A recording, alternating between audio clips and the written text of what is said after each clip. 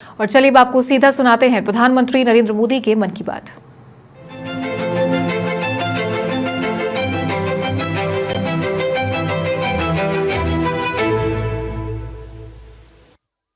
मेरे प्यारे देशवासियों, नमस्कार।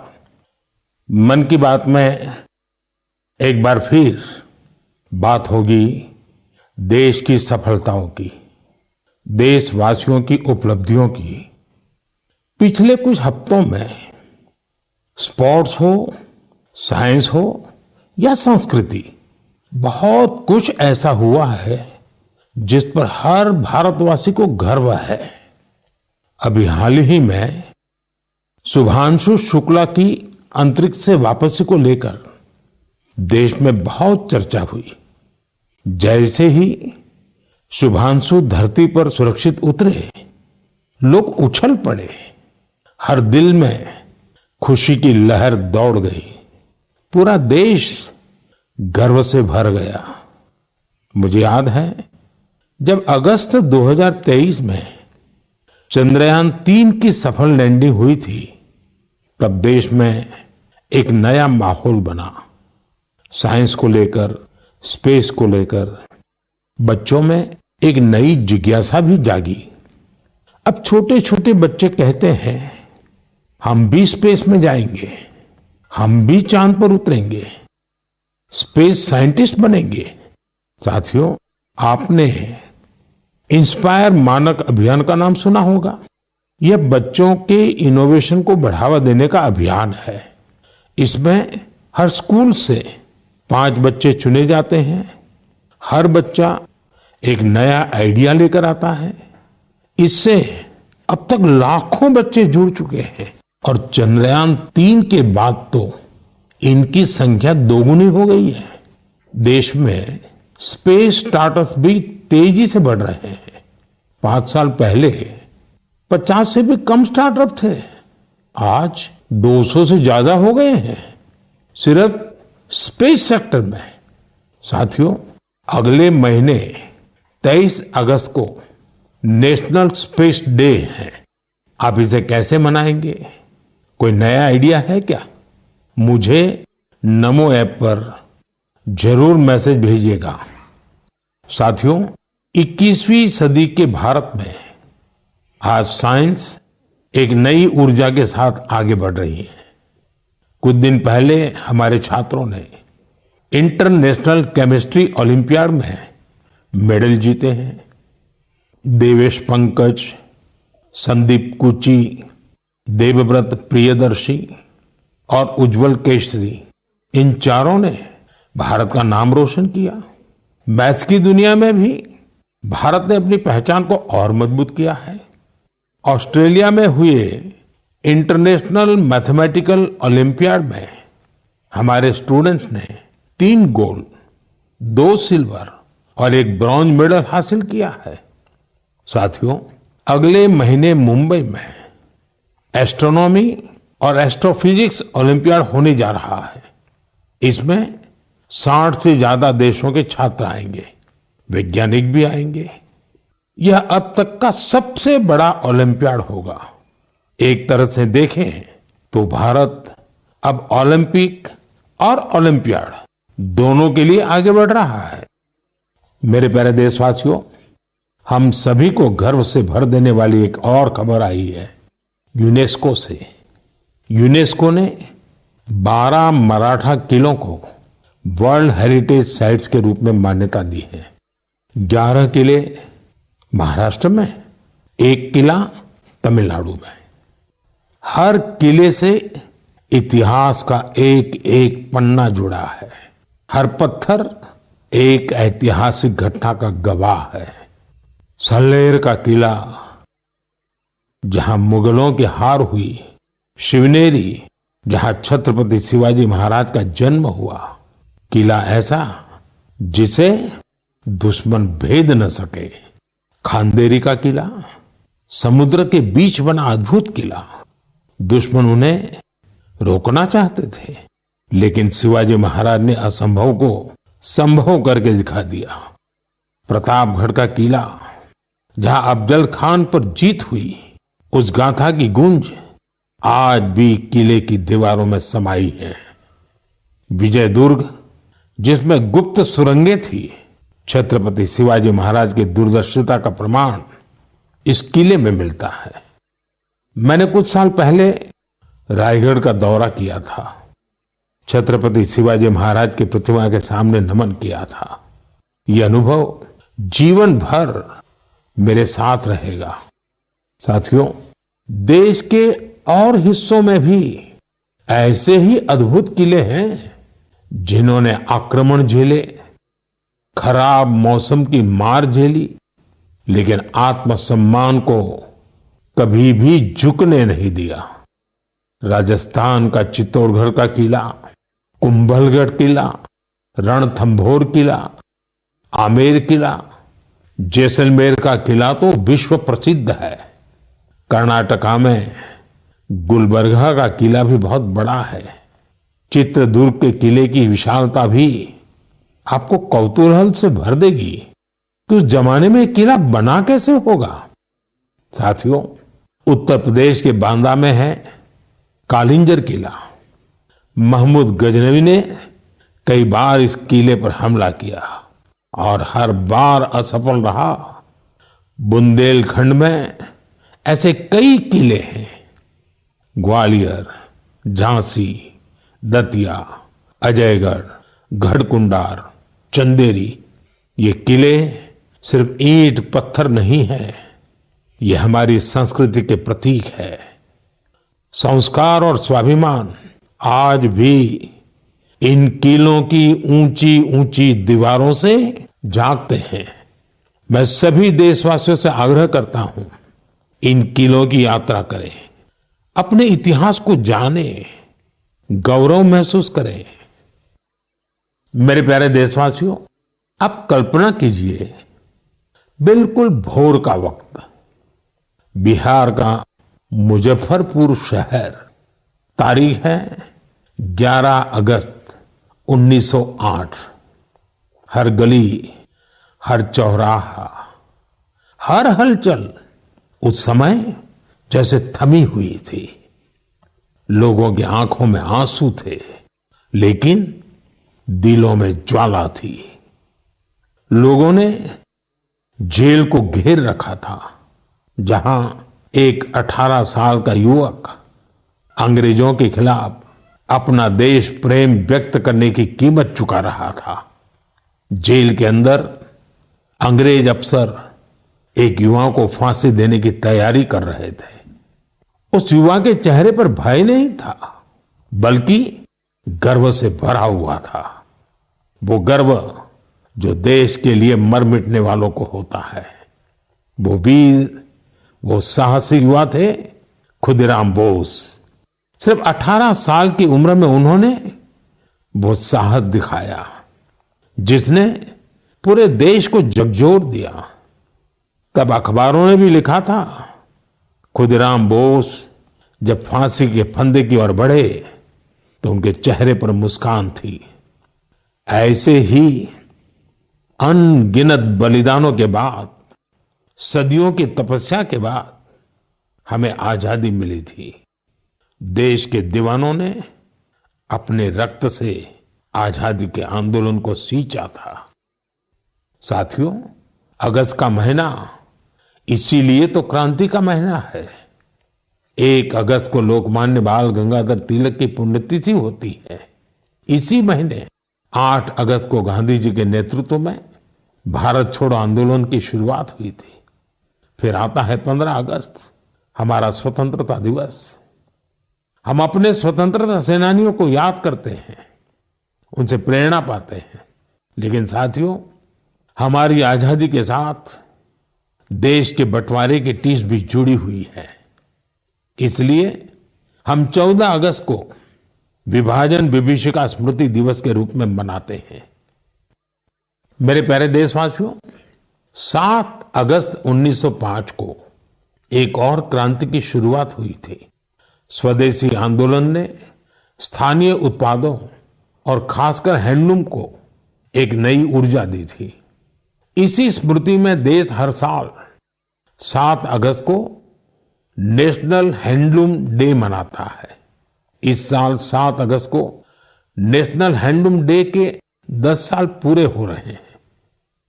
आजादी की लड़ाई के समय जैसे हमारी खादी ने आजादी के आंदोलन को नई ताकत दी थी, वैसे ही आज जब देश विकसित भारत बनने के लिए कदम बढ़ा रहा है, तो टेक्सटाइल सेक्टर देश की ताकत बन रहा है।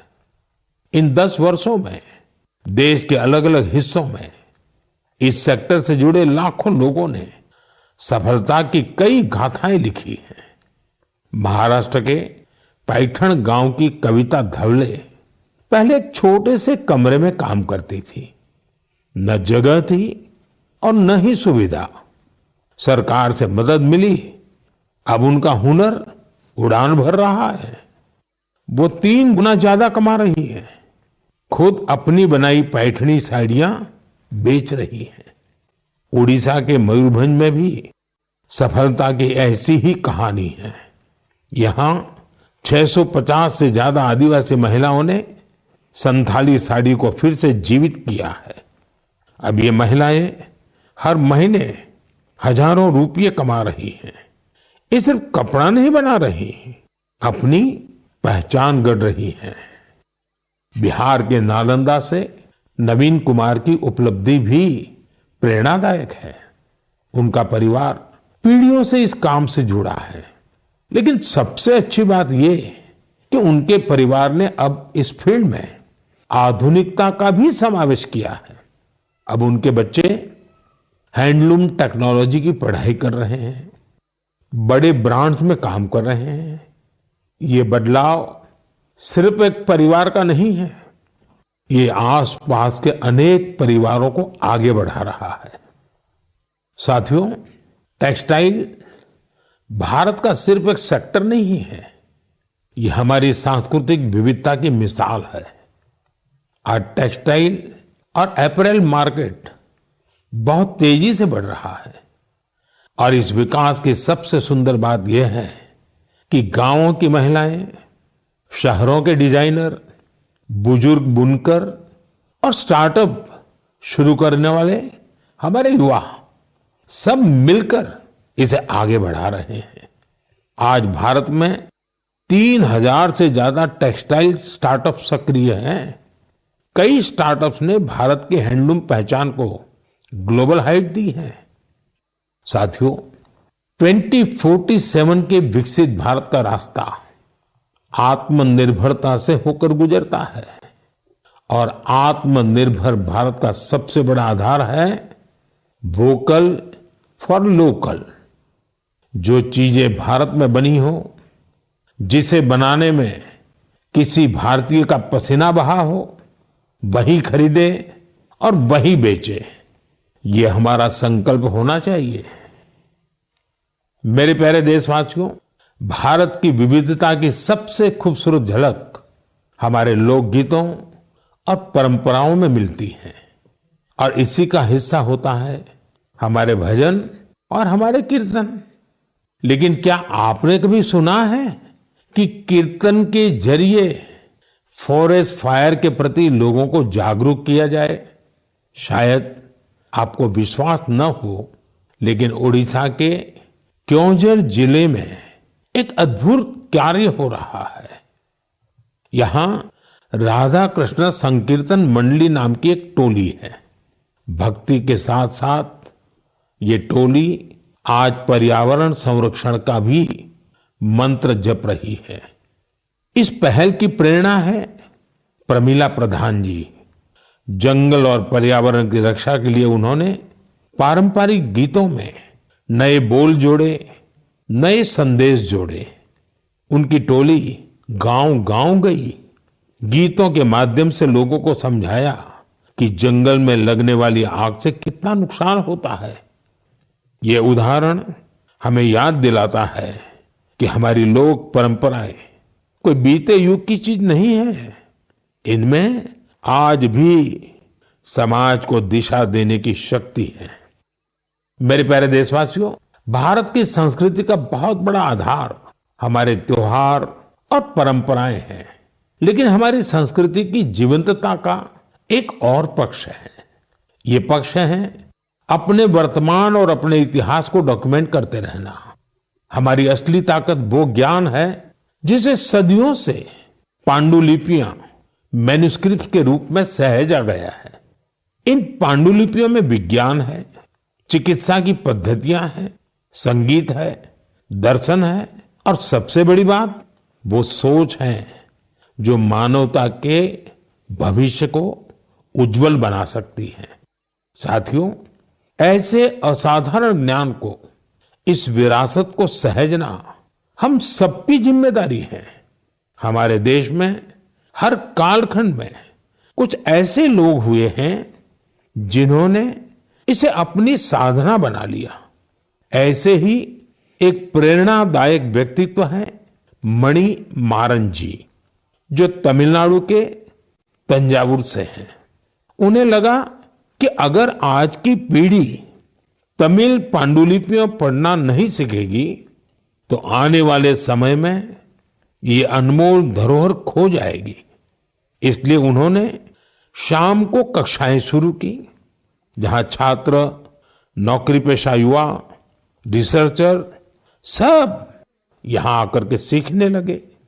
मणि मारन जी ने लोगों को सिखाया कि तमिल सुवड़ियल यानी पाम लीफ मैन्युस्क्रिप्ट को पढ़ने और समझने की विधि क्या होती है। आज अनेकों प्रयासों से कई छात्र इस विधा में पारंगत हो चुके हैं। कुछ स्टूडेंट्स ने तो इन पांडुलिपियों के आधार पर ट्रेडिशनल मेडिसिन सिस्टम पर रिसर्च भी शुरू कर दी है।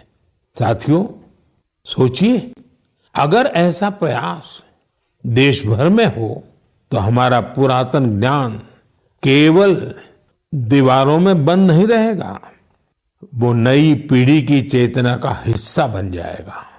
इसी सोच से प्रेरित होकर भारत सरकार ने इस वर्ष के बजट में एक ऐतिहासिक पहल की घोषणा की है, ज्ञान भारतम मिशन।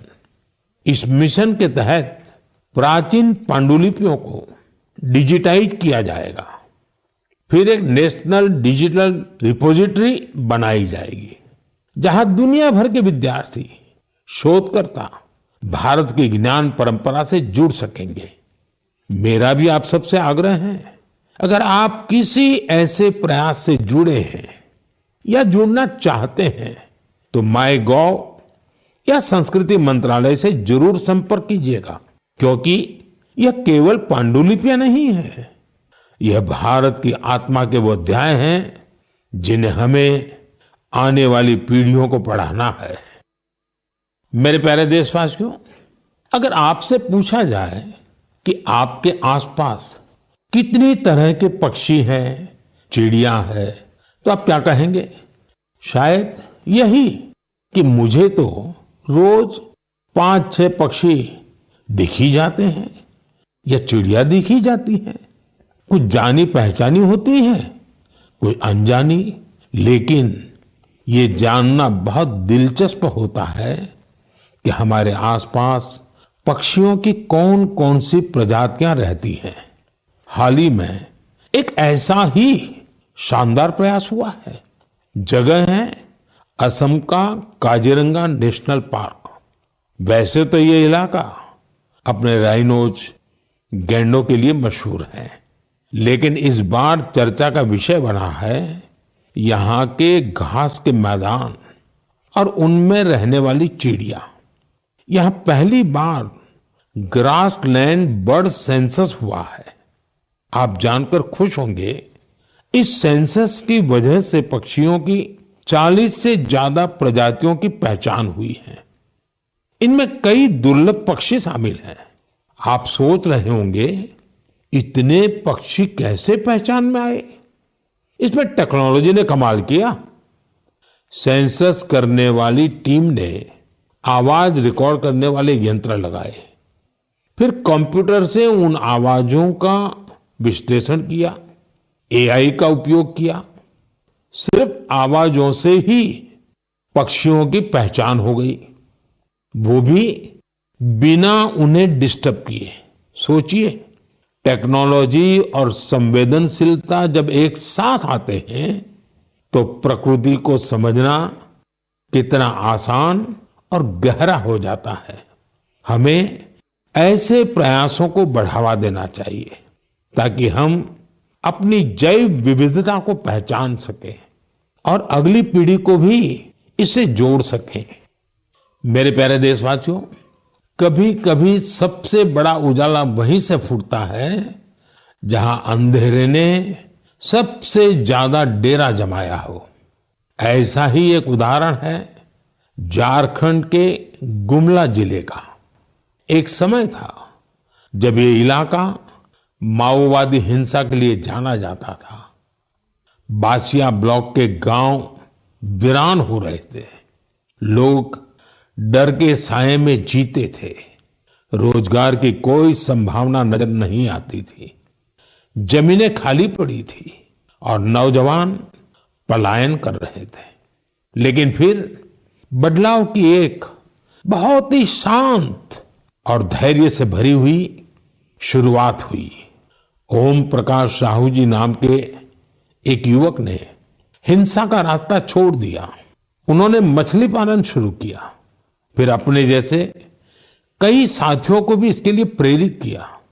उनके इस प्रयास का असर भी हुआ। जो पहले बंदूक थामे हुए थे अब मछली पकड़ने वाला जाल थाम चुके हैं। साथियों, ओम प्रकाश साहू जी की शुरुआत आसान नहीं थी।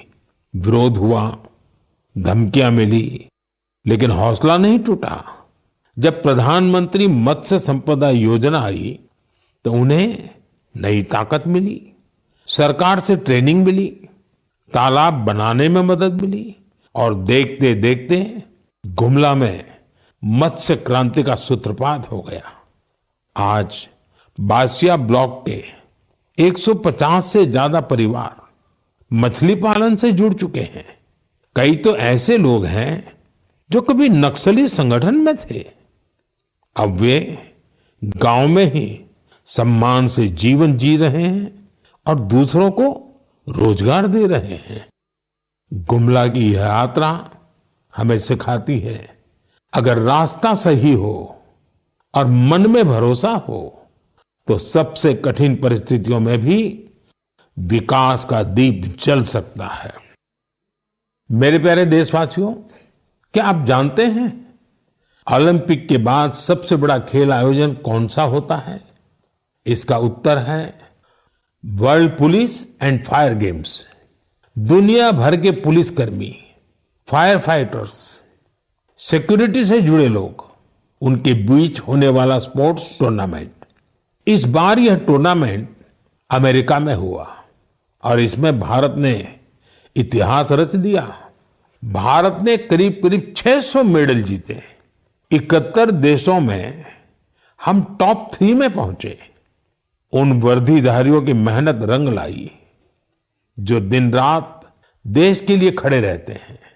हमारे ये साथी अब खेल के मैदान में भी झंडा बुलंद कर रहे हैं। मैं सभी खिलाड़ियों और कोचिंग टीम को बधाई देता हूं। वैसे आपके लिए ये भी जानना दिलचस्प होगा कि 2029 में ये गेम्स भारत में होंगे। दुनिया भर से खिलाड़ी हमारे देश आएंगे। हम उन्हें भारत की मेहमान नवाजी दिखाएंगे, अपनी खेल संस्कृति से परिचय कराएंगे। साथियों, बीते दिनों मुझे कई यंग एथलीट्स और उनके पेरेंट्स के संदेश मिले हैं। इनमें खेलो भारत नीति 2025 की खूब सराहना की गई है। इस नीति का लक्ष्य साफ है, भारत को स्पोर्टिंग सुपर पावर बनाना। गांव, गरीब और बेटियां इस नीति की प्राथमिकता है। स्कूल और कॉलेज अब खेल को रोजमर्रा की जिंदगी का हिस्सा बनाएंगे।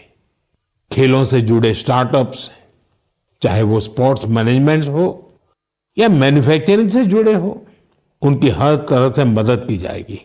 सोचिए, जब देश का युवा खुद के बनाए रैकेट, बैट और बॉल के साथ खेलेगा तो आत्मनिर्भरता के मिशन को कितनी बड़ी ताकत मिलेगी। साथियों, खेल टीम स्पिरिट पैदा करते हैं।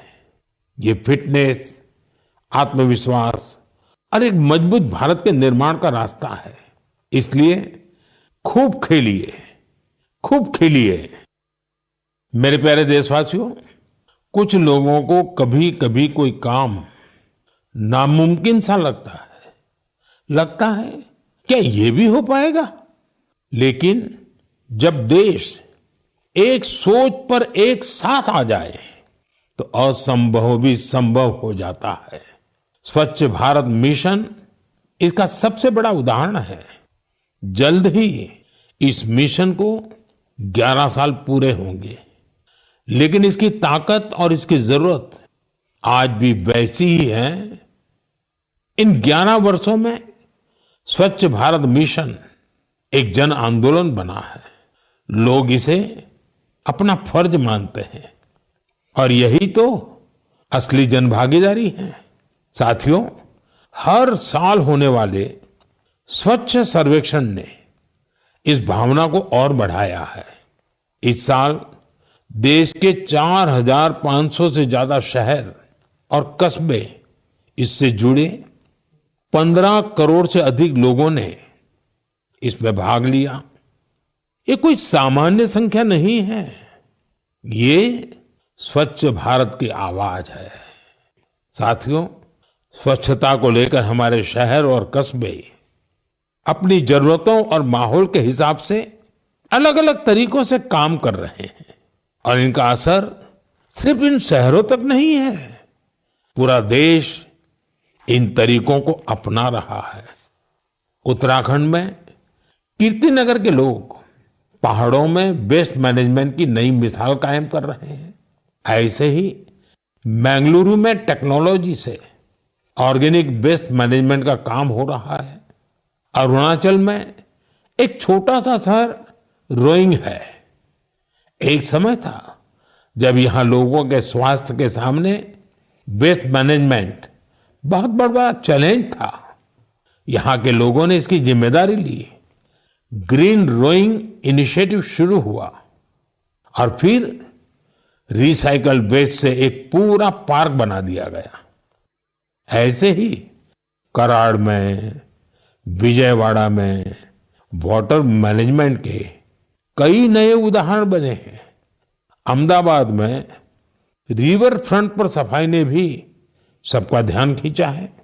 साथियों, भोपाल की एक टीम का नाम है सकारात्मक सोच। इसमें 200 महिलाएं हैं। ये सिर्फ सफाई नहीं करती, सोच भी बदलती है। एक साथ मिलकर शहर के 17 पार्कों की सफाई करना, कपड़े के थैले बांटना, इनका हर कदम एक संदेश है। ऐसे प्रयासों की वजह से ही भोपाल भी अब स्वच्छ सर्वेक्षण में काफी आगे आ गया है। लखनऊ की गोमती नदी टीम का जिक्र भी जरूरी है। 10 साल से हर रविवार बिना थके, बिना रुके इस टीम के लोग स्वच्छता के काम में जुटे हैं। छत्तीसगढ़ के बिल्हा का उदाहरण भी शानदार है। यहां महिलाओं को वेस्ट मैनेजमेंट की ट्रेनिंग दी गई और उन्होंने मिलकर शहर की तस्वीर बदल डाली। गोवा के पणजी शहर का उदाहरण भी प्रेरक है। वहां कचरे को 16 कैटेगरी में बांटा जाता है और इसका नेतृत्व भी महिलाएं कर रही हैं। पणजी को तो राष्ट्रपति पुरस्कार भी मिला है। साथियों, स्वच्छता सिर्फ एक वक्त का, एक दिन का काम नहीं है। जब हम साल में हर दिन, हर पल स्वच्छता को प्राथमिकता देंगे, तभी देश स्वच्छ रह पाएगा। साथियों, सावन की फुहारों के बीच देश एक बार फिर त्योहारों की रौनक से सजने जा रहा है। आज हरियाली तीज है, फिर नागपंचमी और रक्षाबंधन, फिर जन्माष्टमी, हमारे नटखट कान्हा के जन्म का उत्सव। ये सभी पर्व यहाँ हमारी भावनाओं से जुड़े हैं। ये हमें प्रकृति से जुड़ाव और संतुलन का भी संदेश देते हैं। आप सभी को इन पावन पर्वों की ढेर सारी शुभकामनाएं।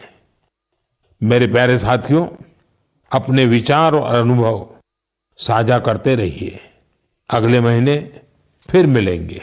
देशवासियों की कुछ और नई उपलब्धियों और प्रेरणाओं के साथ आपका ध्यान रखिए। बहुत बहुत धन्यवाद।